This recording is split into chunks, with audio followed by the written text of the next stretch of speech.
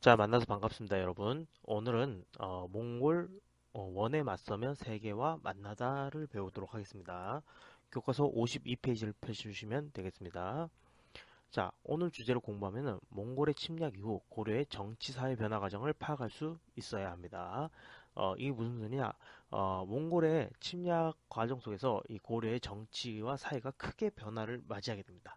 자, 그 고려의 정치와 사회가 어떻게 변화했는지를 여러분이 한번 파악하면서 오늘 주제를 같이 공부하면 좋을 것 같습니다. 자, 주제의 핵심으로는 몽골 권문세족, 그다음에 도평사사, 역사인식, 신진사대부, 그리고 반원개혁이 있습니다. 자, 오늘은 어, 여기 역사인식까지만 할게요. 역사인식, 몽골, 도평사사, 권문세조, 역사인식까지만 하도록 하겠습니다. 자, 주제 열기입니다. 어, 몽골은 강력한 기마병을 앞세워 주변 국가들을 정복하여 거대한 제국을 형성하였다고 하네요. 자, 왜 고려는 몽골과 전쟁을 하게 됐을까요? 라고 물어보고 있네요. 자, 이 몽골은 우리 또 대표적으로 유목민족이죠. 유목민족. 그래서 말과 뭐 양이라든가 뭐 다양한 그 가축들을 기르면서 이렇게 떠돌이 생활하는 그런 민족이죠. 자, 각 부족마다 생활하기 때문에 통일된 나라를 세우지는 못했습니다. 하지만 이 부족을 통합한 사람이 있습니다. 누굴까요? 그렇습니다. 징기즈칸입니다. 징기즈칸. 여러분이 익히 잘 알고 있죠. 이 징기즈칸을 중심으로 해서 이 몽골이라는 나라가 이제 형성이 되고요. 이 몽골은 뭐 송나라라든가 금나라 그리고 고려 뭐 멀리 저 유럽까지 다양한 나라와 민족들을 침략하면서 거대한 제국을 형성하죠. 자, 그렇다면은 그 중에서도 자, 몽골은 고려와 어떻게 접촉을 했고 왜 전쟁을 하게 되는지 자, 그 부분에 대해서 한번 살펴보도록 하겠습니다. 자, 본문 52페이지 같이 한번 보면서 살펴보죠. 자, 고려는 강동성에 침략한 거란을 물리치는 과정에서 몽골과 처음 접촉했다고 합니다. 자, 여러분 강동성 체크하고요. 거란을 물리치는 과정에 밑줄을 그으시면 되겠습니다. 몽골이 이 처음에 거란과 전투를 하게 됩니다. 이제 거란과 전투를 하면서 이 거란이 계속 이제 패배를 하니까는 쫓기게 되죠. 자, 쫓기다가 어디로 오냐? 고려의 강동성까지 오게 됩니다. 자, 이 과정 속에서 자, 당연히 고려는 자꾸 적이 쳐들어오니까는 당연히 맞겠죠. 그래서 몽골과 손을 잡고 이 거란을 물리치게 됩니다. 자, 이 과정에서 이 몽골이 이제 고려를 처음 접촉하면서 이제 이 고려한테 야 너네도 우리한테 당하기 싫으면은 머리 숙이고 들어와라 이러면서 고려에 압력을 가하기 시작합니다. 그래서 두 번째 줄 보면은 자 몽골이 고려에 압력을 가하고 사신을 보내 무리한 공물을 요구하여 불화가 생기게 됩니다. 계속 요구를 하니까요. 그래서 고려 입장에서는 아니, 왜 우리가 너의 말을 들어야 되냐? 그럴 필요 없지 않느냐? 그냥 돌아가라. 우린 그럴 수 없다. 이렇게 자꾸 버티는 거죠. 자, 이때 몽골의 사신이 귀국길에 압록강변에서 살해된 사건이 발생합니다. 그러면서 몽골은 이를 구실 삼아 고려로 쳐들어오게 됩니다. 어, 이 몽골의 사신이 압록강변에서 살해된 사건. 자, 이게 무슨 사건이냐면요. 어, 저고요 피살 사건입니다. 저고요 피살 사건.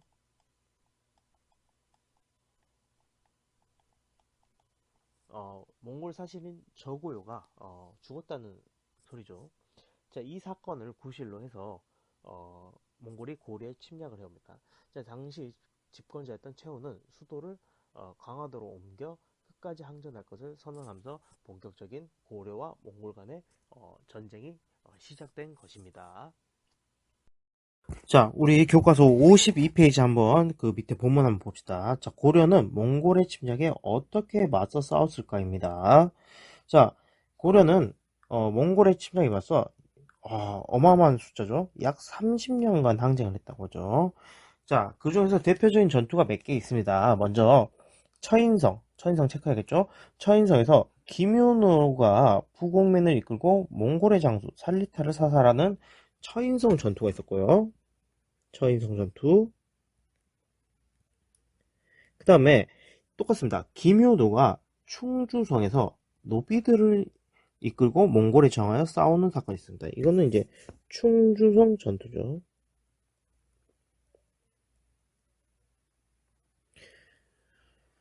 자, 어, 고려 고려에 침입하는 그 몽골에 대항해서 이 일반 뭐 귀족이라든가 평민뿐만 아니라 뭐 밑에 향소, 부국, 노비까지 다양한 민족들이 이렇게 저항을 하는 사건이 벌어지게 됩니다. 특히 이 김윤호라는 사람은 출신이 승려입니다. 승려. 네, 승려 출신인데요. 이 승려가 항전의 중심이 되어서 이 또 몽골의 침략을 맞서는 그런 상황도 벌어지게 되죠. 자, 하지만은 전쟁이 계속 지속되면서 피해는 늘어날 수밖에 없죠. 자, 그래서 고려 정부 내에서도 몽골과 강화를 주장하는 세력이 어, 생기게 되면서 최씨 무신 정권을 무너뜨리게 됩니다. 무신 정권이 무너지는 것은 곧 이 고려가 몽골에 항복을 하는 것입니다. 자, 이 당시에 있었던 피해가 있거든요. 피해, 뭐, 대표적으로, 떤 피해가 있냐면요. 황룡사, 구층탑이라는가. 그 다음에 초조대장경. 이런 것들이 소실됩니다. 네, 다양한 문화재들이 많이 소실되고, 그다음에 국토도 당연히 황폐화가 되죠. 자, 이러면서 고려는 몽골과의 강화를 추진하게 되고요. 그러면서 몽골로부터 약속을 받아내게 됩니다. 몽골과 강화를 하면서 고려의 독립과 풍속을 유지한다는 약속을 받아내게 됩니다. 이거 중요합니다. 자, 다른 지역들은 철저하게 그 나라를 없애버리고 민족을 깔보거나 혹은 그 민족을 그 밑에 최하급 계층으로 남겨둔대요. 하지만 이 몽골은 고려만큼은 그 왕조를 보존시켜주고 이들을 음, 나라를 유지하게 하는 그러한 정책을 시행하게 되는 거죠. 자, 특히 고려 왕실은 몽골 군대의 도움을 받아 무신을 제압했고요. 이후에 원 왕실과 이 혼인관계를 맺어 부마국이 되었다고 합니다. 고려 왕실은요. 자, 부마란 말은 사위란 뜻입니다. 사위. 그러니까 고려는 이제 몽골 원나라 황실의 사위가 되는 거죠. 사위. 그러니까 누구의 말을 잘 들어야겠어요? 그렇죠. 뭐 원나라 황실의 말을 잘 들을 수밖에 없죠. 그리고 고려의 왕들은 반쪽짜리는 고려인이고 반쪽짜리는 원나라 사람. 혼혈들이 이제 그 고려의 왕실을 잇게 되는 거죠. 자, 고려 왕실은 원의 힘을 빌어 왕권을 회복 가능했지만요. 자주성에 큰 손상을 입게 됩니다. 당연하죠. 여기 보면 부마국이 되니까는 당연히 간섭이 심화되죠. 간섭이 심화되고 그다음에 왕위도 불안정해집니다. 자, 무슨 일이 있냐면요. 그 나중에 보면요. 그 고려의 왕위를 그 몽골 황실에서 교체하는 사건이 일어납니다. 그래서 이 당시에 보면은 누구 왕이 올라갔다가 폐위되고 그 아들이 됐다가 다시 아들이 폐위되고 다시 아버지가 올라가고 이러한 일들이 많이 일어나게 됩니다. 자, 한편 무신 정권의 기반이었던 삼별초 체크해야겠죠. 삼별초는 정부의 개경 한도에 반대하게 됩니다. 당연하죠. 무신 정권의 기반이었으니까. 그렇기 때문에 이들은 끝까지 항전을 하게 됩니다. 몽골에 대해서 항전을 어, 계속 지속하고 있죠. 자, 그래서 강화도에서 시작해서 그다음에 진도, 제주도로 옮겨가면 항전을 진행한대요. 자, 이 진도에서 항전을 주도했던 사람이 바로 배중손이고요. 제주는 김통정이 통정이 항쟁을 지속하게 됩니다. 자, 이와 함께 삼별초의 항쟁에는 이 민중들도 함께 참여하게 됩니다. 그러니까 이 몽골의 그 계속된 침략으로 인해서 피폐해진 국토라든가 뭐 전쟁 고화도 있고 그러다 보니까 이 민중들도 그래도 우리 고려에 이렇게 항전하는 사람들이 더 낫다라고 생각하면서 이들을 따르게 되는 거죠. 하지만 이 몽골과 고려의 연합군에 의해서 이 삼별초는 진압을 당하게 됩니다. 이때가 1273년입니다. 자, 우리 요 부분을 다시 한번 그 영상 자료나 사진 자료를 통해서 정리해 보도록 하겠습니다. 네, 여러분. 그 당시 고려가 이 개경에서 강화도로 옮긴 수도의 그 모습입니다. 여기 보면 뭐 내성, 외성, 중성으로 3중으로 구축을 하고요. 그다음에 승천부라 해서 고려 사신과 몽골의 사신과의 그 회담 장소가 여기 있습니다. 자, 고려는 이 강화도를 수군으로 방어를 했습니다. 자, 여러분들 왜 수군으로 방어를 했을까요? 어, 뭐 다양한 이유가 있겠지만요. 여러분 몽골군의 그 구성을 한번 생각해 보세요. 자, 몽골 대부분 어떤 병사로 구성되어 있나요? 그죠? 기병이죠, 기병. 자, 이들은 이 하천 같은 건 뭐 건널 수 있지만은 바다를 거의 본 적이 없습니다. 바다를 거의 본 적이 없고 이 바다에서 전투를 하는 법을 잘 모릅니다. 그렇기 때문에 이들은 이 수군이 너무 생소한 거죠. 하지만 고려 입장에서는 수군은 매우 친숙하죠. 뭐 특히나 고려 태조 왕건은 어떤 세력이었나요? 우리 해상 세력이죠. 그렇기 때문에 고려는 이 수군이 매우 강력했던 나라입니다. 그렇기 때문에 이 최후의 항전이 강화도로 서민 강화도로 옮기고 수도를 그다음에 수군으로 방어를 하면서 이 몽골과 계속해서 저항을 하게 되는 거죠. 자, 이거 당시에 그 전투 모습인데 여러분 교과서에도 있는 겁니다. 네. 보면은 강화도 천도와 팔만대장경 이때 팔만대장경이 만들어져요. 자, 노비 항전 충주성 전투고요. 그다음에 살리타 사살 요게 처인성 전투입니다. 요거 두 개 중요하다 했죠? 네. 요거 두 개 중요하다 했습니다. 처인성 전투와 그다음에 충주. 그리고 어 이 당시 소실됐던 이제 뭐 문화재가 이제 황룡사 구축 목탑. 네. 이게 소실되고요. 초조대장경. 초조대장경은 원래 그 거란의 침입 때 만들어지는 대장경입니다. 근데 이게 몽골의 침입 때 없어지고요. 이거를 다시 만들게 된데 이게 바로 팔만 대장경입니다. 그래서 팔만 대장경을 다른 말로 제조, 그러니까 다시 만든 대장경이다 해서 제조 대장경이라고도 합니다. 자, 고려 1270년 개경으로 한다면서 그 전쟁은 거의 마무리되고요. 그 남은 자녀 세력, 무신 자녀 세력인 삼별초가 이렇게 쭉 내려와서 진도에서 항전을 하고 마지막으로 제주도까지 와서 항전을 하게 되는 거죠. 자, 우리 요 옆에 사진은 이 처인성, 처인 부국에서 일어났던 전투에 대해서 이제 설명하고 있는데요. 자, 여기 보면은 그 가운데가 아니죠. 맨 끝에 보면은 이분 있죠, 이분이 김윤호입니다. 김윤호고요. 여기 보면 이제 일반 평민들이 이렇게 전투를 하고 있고 몽골의 기병과 싸우고 있죠. 자, 그만큼 처절했던 전투입니다. 자, 그리고 김윤호는 30년 거의 뭐 30년 뒤죠. 네, 30년 뒤에 그 다시 한번 그 전쟁을 치르게 되죠. 자, 그 충주에서 한 번 더 전쟁을 치르게 되죠. 그래서 1253년 여러분 교과서에도 있습니다. 네, 그래서 20년이네요. 30년이 아니라. 네. 자, 그래서 김윤호 이 사람은 20년 뒤인 1253년 여기서는 이제 1232년인데 요거 말고 또 한 번 전투가 일어납니다. 1253년에 이 충주성 전투에서 또 한 번 활약을 하게 되죠. 그래서 이 김윤호는 그때 활약을 하면서 어떻게 이 또 충주에 살고 있는 백성들의 그 사기를 끌어올렸는가? 그거는 한번 영상을 통해서 한번 살펴보도록 하겠습니다. 자, 다음입니다. 교과서 53페이지를 펴보도록 합시다. 자, 원 간섭으로 통치 체제는 어떤 변화가 일어났는가입니다. 이 당시 이제 고려의 이런 정치 변화에 대해서 한번 살펴보도록 하겠습니다. 원 간섭 이후에 일어난 고려의 정치 변화를 한번 살펴볼게요. 자, 원은 이 다루 가치를 파견하게 됩니다. 다루 가치라 해서 이제 원나라의 관직이 있는데요. 이걸 파견해서 이 고려의 내정을 간섭하기 시작합니다. 너희는 우리 말 들어라. 이런 거겠죠. 자, 그래서 고려의 통치 체제를 제후국에 맞게 바꿀 것을 요구했습니다. 이 당시 그 전에도 얘기했지만 고려는 그쪽 황제국에 맞는 용어를 이제 은연중에 계속 많이 썼죠.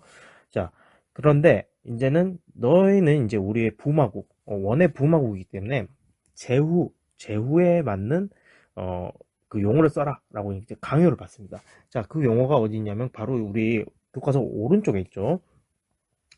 자, 이전까지는 이 종 같은 왕한테, 왕이 죽으면은 이제 묘호를 올려요. 묘호, 묘호를 올렸는데 이 묘호를 그 전까지는 사용했지만은 이후에는 묘호가 없습니다. 묘호는 없고 대신에 충 무슨 왕, 충 무슨 왕 이렇게 있죠. 뭐 충렬, 뭐 충렬왕, 충선왕, 뭐 충수광 등등등 이런 충땡왕 이런 게 사용되죠. 그리고 우리 그 왕을 지칭하는 그 폐하라는 단어 대신에 전하라는 단어를 쓰고요. 자, 왕을 이을 다음 사람을 이제 태자라고 하죠. 태자. 우리 뭐 황태자, 왕태자 이러잖아요. 그런데 원 간섭계는 이게 격화돼서 세자, 왕세자가 된다. 왕세자. 관제도 마찬가지입니다. 관제도 이성육부제인데 이성육부제에서 이 이성, 중소문화성과 상서성을 첨의부로 해서 하나의 부로 만들고요. 육부는 사사로 바뀌고요. 그다음에 중추어는 밀직사로 격화됩니다. 그렇기 때문에 여러분들 이 비교표 중요합니다. 표 한번 보면서 비교를 해보면서 어떻게 변화했는지를 살펴보시기 바랍니다. 뭐 이외에도 다른 것도 있습니다. 뭐 우리 황제를 스스로 칭하는 용어가 뭐 짐이라는 게 있죠. 짐. 네, 뭐 짐이라는 게 있죠. 이 짐이 과인으로 바뀌고요. 그 다음에 또 다른 게 있다면은 어떤 게 있을까요? 뭐 그전까지 뭐 사용했던 뭐 연호도 뭐 많이 사용했지만 뭐 연호 같은 것도 이제 전혀 이제 원나라의 연호만 사용하게 되는 거고요. 자, 이렇듯 이전에는 자주적인 이런 용어를 썼다면은 이후에는 좀 격화된 제후국에 맞는 용어를 썼다. 이렇게만 알아두시면 좋을 것 같네요. 자, 그래서 왕실 용어랑 중앙부서의 명칭까지 격을 낮추어야 했다고 합니다. 또한 일본 원정을 위해 설치한 정동행성은 이 원정 실패 후에도 존속하여 원을 대변하는 역할을 했다고 합니다. 정확하게는 이제 이쪽 정동행성 이문소라는 이런 기구가 다루가치를 비롯해서 고려에 내정 간섭을 하는 그런 기구가 되는 거죠. 이 몽골은 나중에 고려랑 연합을 해서 일본을 2번이나 원정을 합니다. 원정을 간대요. 하지만 둘 다 이 기상 악화라든가 뭐 여러 가지 사정으로 인해서 실패하게 됩니다. 자, 그런데 이 원정을 위해서 설치했던 이 정동 행성이 바로 폐지가 되지 않고 그대로 존속하면서 이 고려의 정치를 간섭하게 되는 결과를 낳게 되죠. 자, 원 간섭기 국정의 전반은 도평의사사 체크해야겠죠. 도평의사사에서 논의해서 결정했다고 합니다. 자, 도평의사사는 원래 이름이 도병마였습니다. 도병마사였는데 이 몽골이 치니까 삼별초 진압 과정에서 그 비중이 점차 커지면서 명칭과 권한이 재편된 기구입니다.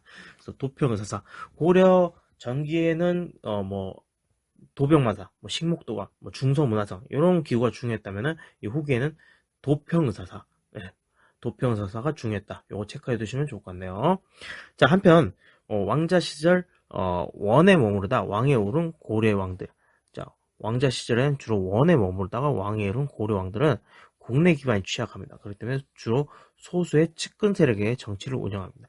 그러다 보니까 측근의 권력 남용으로 해서 이 통치 체제가 혼란에 빠지게 되는 거죠. 자, 아까도 얘기했지만 고려는 부마국입니다. 부마국. 그리고 고려의 이 왕자들은 고려인과 몽골인의 혼혈이에요. 혼혈이고 원황제의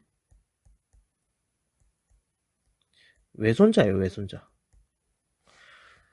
자, 그러다 보니까 이들을 대부분 몽골식 이름도 갖고 있고요. 근데 몽골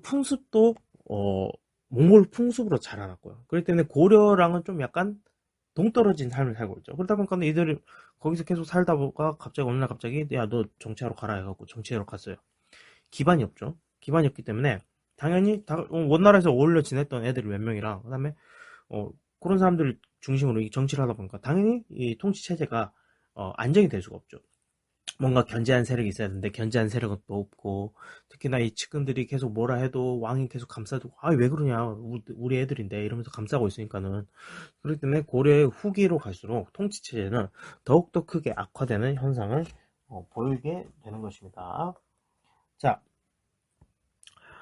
고려, 자, 원의 간섭이 고려 사회에 미친 영향은 무엇일까입니다. 자, 아까 정치였다면 이거는 고려의 그 사회 변화에 대한 내용이겠죠. 자,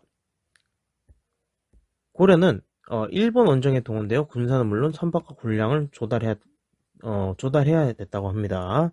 고려는 일본 원정에 동원되면서 이 선박, 군사를 그리고 군량까지 조달하게 되죠. 아까도 얘기했죠? 1차, 2차 일본 원정에 있었습니다. 원정에 있었지만은 둘 다 기상 문제로 실패를 하게 돼요. 실패. 그래서 이 기상 문제가 뭐냐면 태풍이 분 거예요. 태풍이.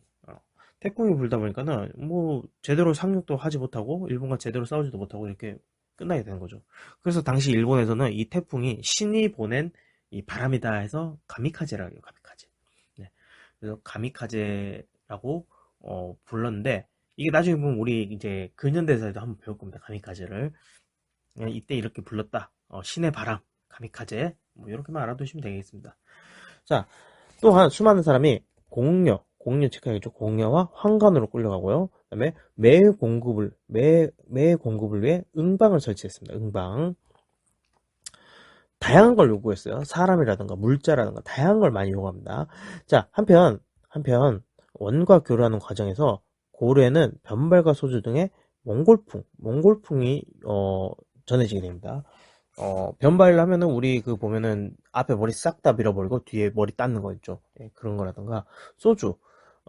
우리가 이제 먹는 그 소주는 이제 전통적인 소주가 아니고 근대 만들어진 소주고요.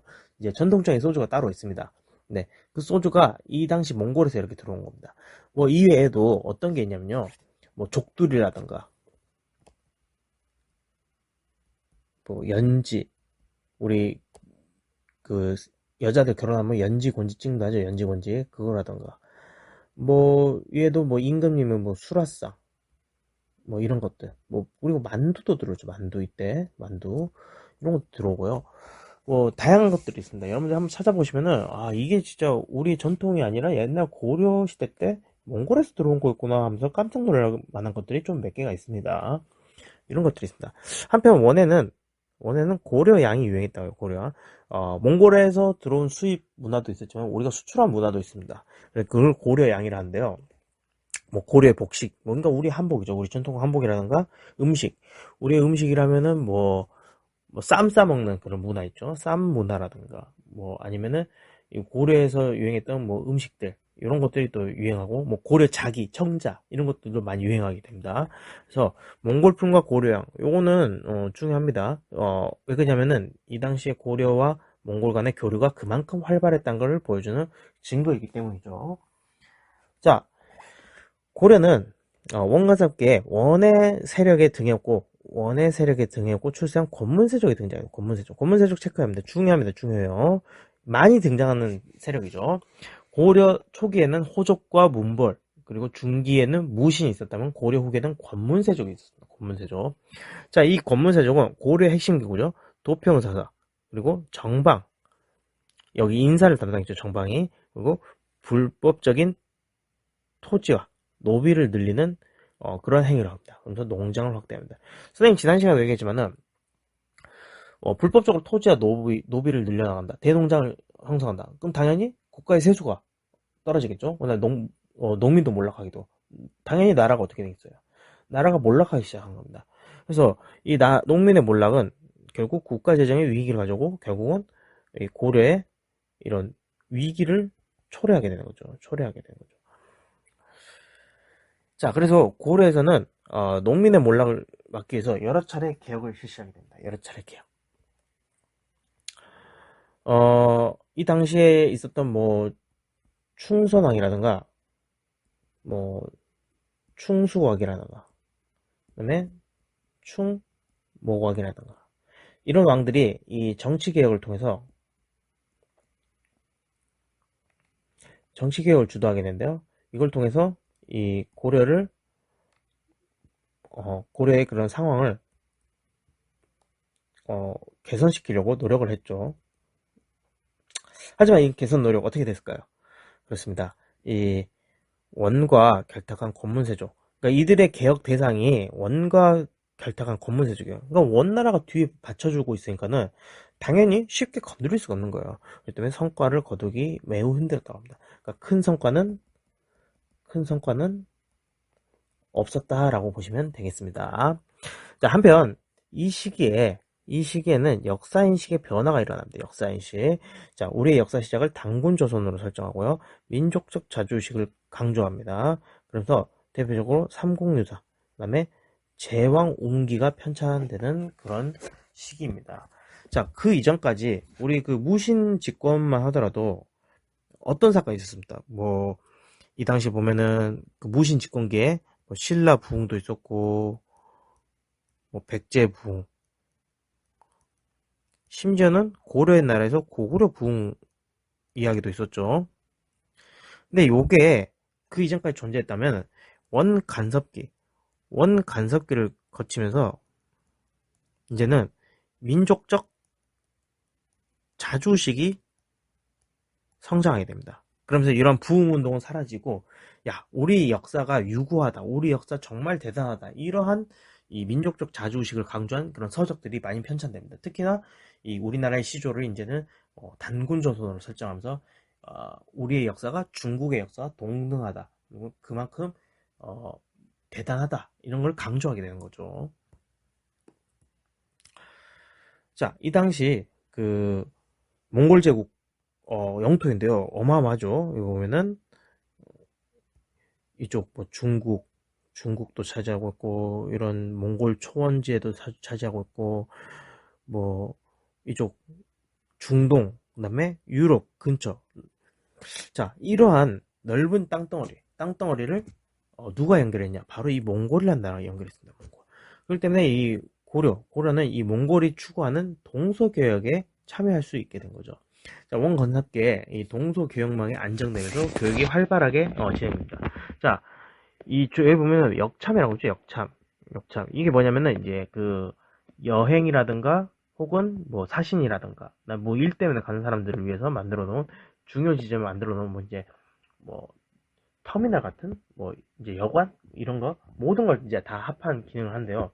그러니까 말도 빌려주고 그런 기능을 하는 곳인데, 이 역참이 이제 곳곳에 있다 보니까는 이제 뭐 돌아다니기가 쉽죠. 대륙으로 가기가. 그리고 이 당시 또 바닷길도 있기 때문에. 그렇기 때문에 이 동서교역망이 안정이 돼 있죠. 특히나 몽골 제국이라는 큰 제국이 하나가 다 차지하고 있기 때문에 적이 없습니다. 적이 그냥 가면 됩니다. 다 우리 편이에요. 예. 그래서 동서교역이 활발해집니다. 자, 고려도 이 교역망을 타고 이전보다 많은 외국인이 왕래합니다. 그래서 이 과정에서 고려는 농업기술, 목화, 화약제조, 뭐 다양한 기술 본물을 받아들일 수 있었고, 그 다음에 목화와 화약제조 기술 이런 것들도 들어오게 됩니다. 그래서 우리 나중에 보면은 목화 누굽니까? 목화 문익점, 화약제조 기술 누굽니까? 최무선. 이런 사람들이 몽골에서 이런 기술들을 수입해서 들어오는 거죠. 자, 그렇기 때문에 여기까지 체크를 하면서 이 당시에 고려의 정치와 사회가 이렇게 변화했다는 것을 확인해 두시면 좋을 것 같습니다. 자, 오늘 수업은 여기까지 하도록 하겠고요. 여러분들 그 이후에 공민항은 다음 시간부터 하도록 하겠습니다. 네, 지금까지 수업 들어주셔서 감사합니다.